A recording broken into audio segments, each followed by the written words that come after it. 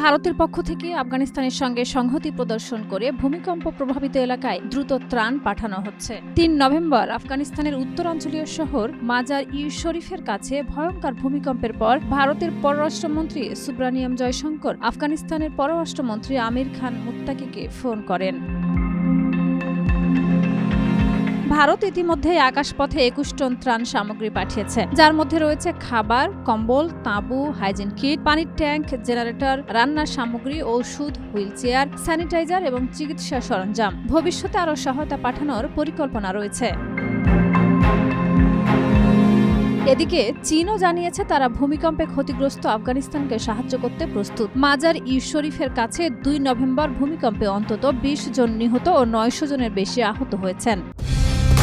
Colour expert, George sap এবং mild on hands technology সমৃদ্ধ Orix crystal wash আপনার laundry expert.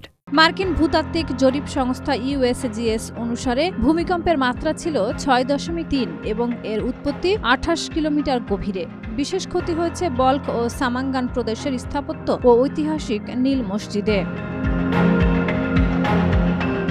বিশ্লেষকরা বলছেন, ভারতের ত্রাণ উদ্যোগের লক্ষ্য শুধুমাত্র সহায়তা দেওয়া নয়, একই সঙ্গে আফগান জনগণের কাছে দেশটির ভালো ইমেজ তৈরি করাও। ভারতের দূতাবাস খুলে দেওয়া, অবকাঠামো, স্বাস্থ্যসেবা সহায়তার প্রস্তাব দেওয়া সবই আফগানিস্তানে ভারতের সক্রিয় উপস্থিতি প্রতিফলিত করছে। স্থানীয়রা ধ্বংসস্তূপ সরানো এবং ক্ষতিগ্রস্ত ভবন মেরামতের কাজে ব্যস্ত। আফগানিস্তান প্রাকৃতিক দুর্যোগে অত্যন্ত সংবেদনশীল, বিশেষ করে ভূমিকম্পে। এর জন্য বিশেষজ্ঞরা পরামর্শ দিয়েছেন নতুন ভবন মজবুতভাবে নির্মাণ ও পুরনো ভবন পুনরায় মেরামত করতে, যাতে ক্ষয়ক্ষতি কমানো যায়। শাহিদা রুবি, মাই টিভি।